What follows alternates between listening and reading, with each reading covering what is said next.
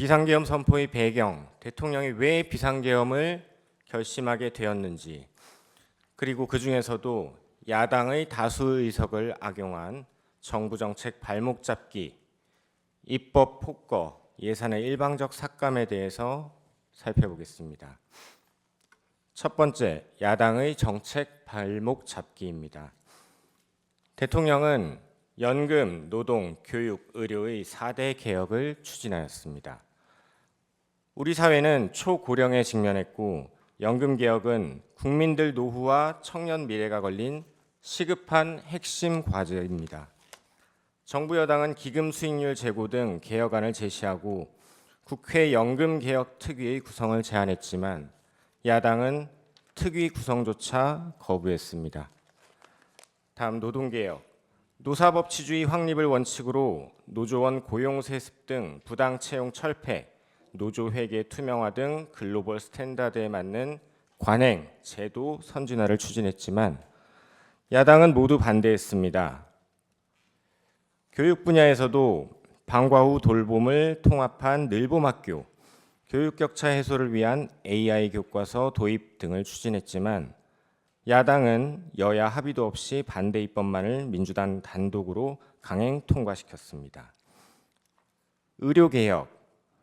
필수 의료 및 지역 의료 강화의 필요성을 호소하였음에도 야당은 대안 제시도 없이 여야 의정 협의체에 불참하는 등 갈등 양상을 방관하였습니다.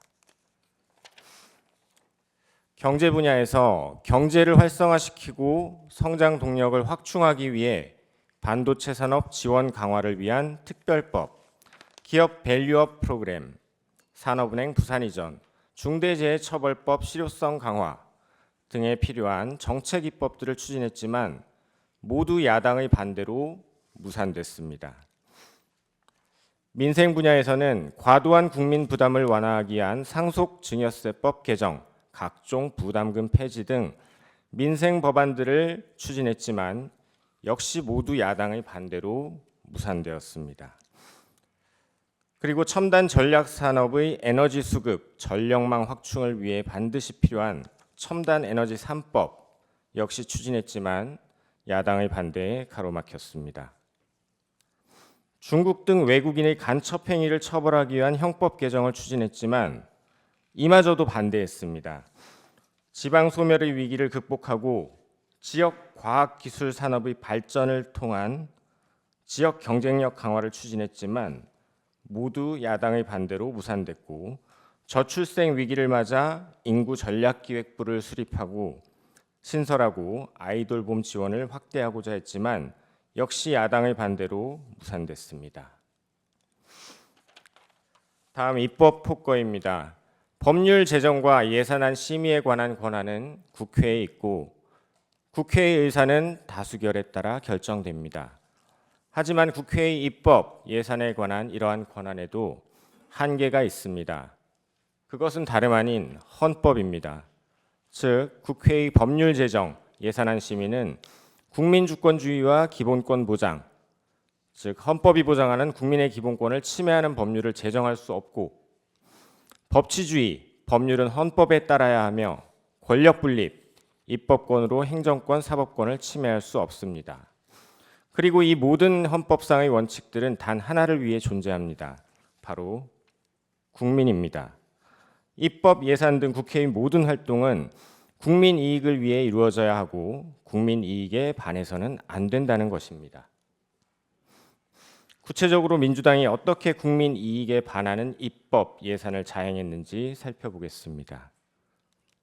먼저 입법 폭거입니다. 야당은 22대 국회가 개원하자마자 2주 만에 이재명 대표를 지키기 위해 검찰과 사법부를 압박하는 셀프 방탄 보복법들을 통과시켰습니다. 그 밖에도 이재명 대표에 대해 이미 진행되고 있는 수사를 방해하는 특검법들, 도대체 누구를 위한 법들인지 하나라도 우리 국민들을 위한 법이라고 말할 수 있을지 모르겠습니다. 5천만 대한민국 국민 중 단 한 사람을 위한 법들이었습니다. 그뿐만이 아닙니다. 시장경제 질서를 무너뜨리고 노사 간 갈등을 격화시키고 노조로 방송을 장악하는 법들, 1인당 25만 원씩 퍼주겠다는 대표적인 포퓰리즘법, 자금 세탁을 조장하고 정부 예산은 발목 잡고 중국의 기술을 팔아넘기는 이 법들, 모두 그 위헌성이 크고 국익을 침해하는 법들임에도 야당은 계속 반복적으로 통과시켰습니다. 이에 대통령뿐만 아니라 한덕수 국무총리, 최상목 권한대행조차 거부할 수밖에 없었습니다. 다음 예산의 일방적 삭감에 대해 말씀드리겠습니다. 예산은 우리 국민들이 피땀으로 만든 돈입니다. 현재를 살아가는 우리 국민들, 우리 경제, 어려운 이웃, 대한민국의 미래, 우리 아이들을 위해 쓰여져야 합니다. 이와 같이 귀중한 예산을 우리 국민들을 위해 잘 쓰기 위해 대통령은 전국을 발로 뛰며 정책을 개발하고 그것으로 정부 편성 예산안이 마련되었습니다. 헌법 제54조에 따르면 예산안의 심의 확정권은 국회에 있지만 예산 편성권은 정부에 있습니다. 따라서 야당이 다수 의석을 악용하여 정부 여당과의 협의 없이 일방적으로 예산을 삭감, 단독 처리하는 것은 정부의 예산 편성권을 사실상 박탈하는 것이나 다름없습니다. 그런데 야당은 지난 12월 1일 정부의 핵심 예산을 4조 1천억 원 삭감, 단독 처리하였습니다. 헌정사상 초유의 일이었고 삭감한 예산들의 면면을 보면 경악을 금할 수 없습니다. 수사기관들의 수사에 필요한 예산을 전액 삭감하여 사회 안전을 위태롭게 했습니다. 중국과 북한으로부터 밀반입되어 학원가까지 퍼진 마약 수사를 어렵게 했습니다. 법무부, 감사원까지 보복성으로 예산을 대폭 삭감했습니다. 대통령 체포 구속에 조직의 명운을 걸고 범죄까지 저질렀던 공수처의 예산은 증액해 주었고 최근에는 민주당 의원이 공수처의 조직과 예산을 대폭 늘려주는 법안을 제출하기도 했습니다. 북한의 핵과 미사일, 대량 살상 무기에 대응하는 핵심 국방 예산을 사실상 전액 삭감하여 안보를 위기에 빠뜨렸습니다. 이는 우리 국민의 생명, 나아가 국가의 존립을 위태롭게 하는 이적 행위나 다름없습니다.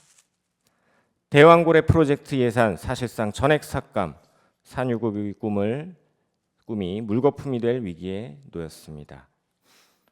우리는 세계가 인정하는 원전 강국이고 원전 기술은 우리의 미래 먹거리 중 하나입니다. 그럼에도 불구하고 원전 수출의 필수적인 신기술 R&D 예산 90%를 삭감했습니다. 현재 세계 원전 시장의 70%는 중국과 러시아가 장악하고 있습니다. 최근 방통위의 경우 예산 삭감으로 소송비가 없어 글로벌 대기업을 상대로 과징금 부과도 못하고 있습니다. 유류비가 없어 차량 운행을 못하고 운영비도 없어 방문객에게 차 한 잔 못 내주고 있다고 합니다. 얼마 전 국무총리 역시 이 법정에 나와 법무부 인사정보관리단 예산이 전액 삭감되어 사무실 청소도 각자 해결하고 화장실도 가까운 공원이나 다른 관공서에 가서 해결하는 등 정부 효율과 공직사회 사기가 매우 떨어지고 있다고 증언한 바 있습니다. 검찰 특활비를 전액 삭감하는 바람에 수사관들은 사비, 상금까지 털어 마약 수사를 하고 있다고 합니다. 이와 같이 무분별한 예산 삭감은 이미 현실로 다가와 부처별 업무 그리고 나아가 국정 운영에 심각한 문제들을 야기하고 있는 것입니다. 야당은 대통령 당선 후 취임 전부터 이미 대통령 탄핵을 추진해 왔습니다. 온갖 이재명 방탄법, 보복법, 위헌입법들을 자행하고 줄탄핵으로 일할 사람 모두 집에 보내고 대통령과 정부 여당이 추진하는 정책은 모조리 발목 잡고 예산은 일방적으로 삭감했습니다. 국정이 마비되지 않으면 오히려 이상할 정도였습니다. 홍장원의 수상한 메모나 곽종근의 오염된 진술, 병실 베드에 누워있는 조지호에 대한 수십 시간의 조사, 어쩌면 이런 것 따위는 필요 없었는지도 모르겠습니다. 그런데 마침 대통령이 비상계엄을 선포하니 이때다 싶어 내란이다, 얼른 탄핵시켜서 끌어내리고 이재명 대표 피선거권 박탈 전에 조기 대선 치르자. 이것이 현재 국회에서 절대 다수상을 차지하고 있는 민주당의 민낯입니다. 칸트는 모든 인간은 목적에 따라 행동한다고 했습니다. 야당의 입법, 예산과 관련된 일련의 폐악 행위에는 세 가지의 일관된 목적성을 발견할 수 있습니다. 첫째, 우리 국익을 침해한다는 점입니다. 민생 경제가 활성화되고 우리 기업들 사업 잘 되고 일자리 늘어나고 국익이 신장되면 대통령이 국정 운영을 못한다고 할 수 없을 테니 말입니다. 둘째, 반대로 우리 안보를 위협하고 우리 아이들에게 마약 팔고 우리 기술 탈취해가는 중국, 북한의 이익에 부합하는 일들이었습니다. 간첩들에 대해서는 수사조차 어렵게 하고 야당 대표는 유엔 안보리 제재를 위반하여 수백만 달러를 북한에 송금하기도 했습니다. 그리고 셋째, 국정 운영 마비시켜놓고 대통령을 빨리 야당 대표의 피선거권 박탈 전에 탄핵해서 끌어내리려는 목적에 부합하는 행동들이었습니다. 야당이 했던 예산, 입법, 탄핵 하나하나 국익에 반하는 것들 해놓고 그것이 진정 국민들을 위한 것이었다고 말할 수 있을지 모르겠습니다. 민주주의 다수결을 빙자한 민주주의 파괴, 야당의 입법 독재로 인한 권력 분립의 파괴, 이적 행위였습니다.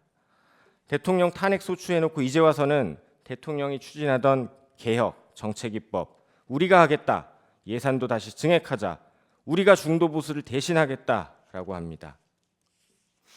형법 87조 내란, 대한민국 영토의 전부 또는 일부에서 국가 권력을 배제하거나 국헌을 문란하게 할 목적으로 폭동을 일으킨 자는 다음 각호의 구분에 따라 처벌한다. 대한민국에서 국가 권력인 행정부, 사법부를 배제하려 하고 국헌을 문란하게 한 자들, 도대체 누구이고 누가 내란범입니까? 야당이 초래한 이 사태, 국가 위기 상태, 국가 비상 사태가 아니라고 말할 수 없을 것입니다. 이래놓고 야당은 진정으로 정부 여당과 대화할 생각이 있었다고, 대통령이 대화할 자세가 되어 있지 않았다고 어떻게 그렇게 말할 수 있는지 모르겠습니다. 12월 3일 밤 국무총리, 국무위원들은 정무적 부담, 경제 외교에 미칠 영향을 우려하고 걱정하고 반대하고 또 일부는 침묵했습니다. 하지만 그 누구도 다른 해법으로 대통령을 설득하지 못했습니다. 헌법 제66조 제2항 대통령은 국가의 독립, 영토의 보전, 국가의 계속성과 헌법을 수호할 책무를 진다. 대통령이 비상계엄을 결심한 이유입니다.